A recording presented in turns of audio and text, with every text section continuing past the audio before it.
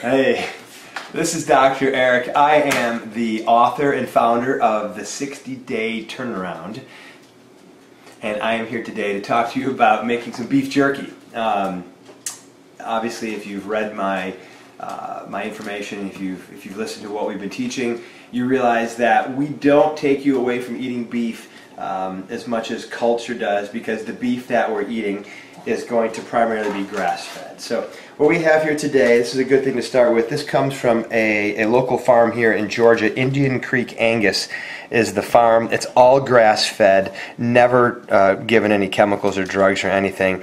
No grain as far as food. We have a beef flank steak today. The beef flank is a good choice because it's very low fat. You can see as we look at the package here, we have a little bit of fat, but for the most part it's a very lean cut.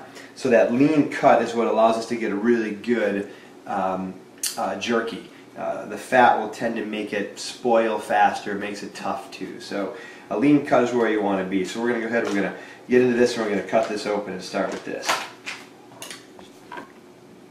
So as we cut the steak, one thing that really helps, I don't have a completely thawed out steak.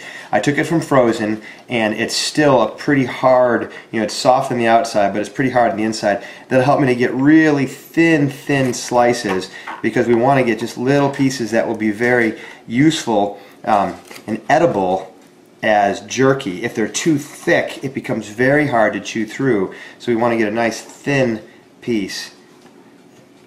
We're really looking at, maybe 1/20th of an inch or so. And as we get further into the steak and it gets thicker, we'll start to see how that really plays out.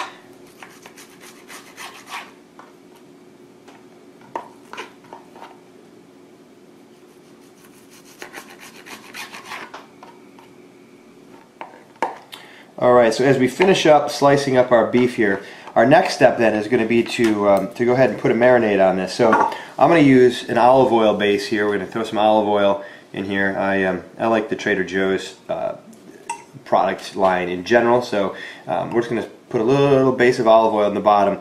And there's really no right or wrong. When we dehydrate, we're going to end up taking longer to dehydrate. This is some balsamic vinegar.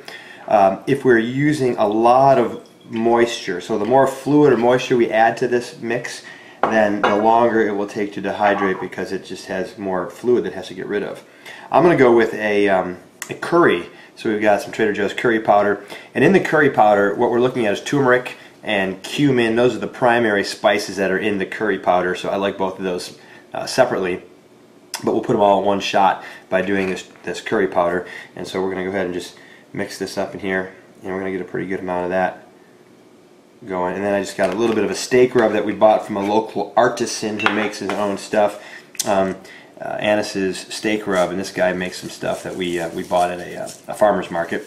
And so we're just going to go ahead, and this is mostly salt, pepper. There's some other things in there as well, but it's just large, kind of larger chunk. Salt is a sea salt, and some ground pepper, so it's pretty good. So I'm going to go ahead and I'm going to just start putting the steak in here. Then I'm going to add more of that on top of it too, so that we're going to be able to get a good amount of absorption here. And then we'll put this away for 10 hours or so. And then after that we'll go ahead, we'll pull it out and dehydrate it, and we'll give you the rest of the story as we go. But I'm just going to work it all in there nice and good, mix it up, make sure I'm getting a real good penetration into the meat with the marinade, and we will be good. So we're here on our next day. It's about 10 hours of marinating. So we've got our beef ready to go. I've got the dehydrator set. It's on. The dehydration temperature should be between 145 and 155 degrees. And we are going to go ahead and do this for, I'm going to set it for 8 hours, but I'll check it along the way. And we're just going to lay our meat out so that there's space in between. It will shrink down a little bit, but not as much. If you're used to dehydrating vegetables or fruits, it will not dehydrate or shrink down to sizes that are quite that small. I'm going to put every little bit of it out here because we want to get value out of all of it. So we're ready here. We've got a tray, and I've got two trays that are loaded up with some jerky. Obviously, if you look at this dehydrator, there is plenty of room, so normally we'd like to do more than one steak at a time to get value out of the time spent.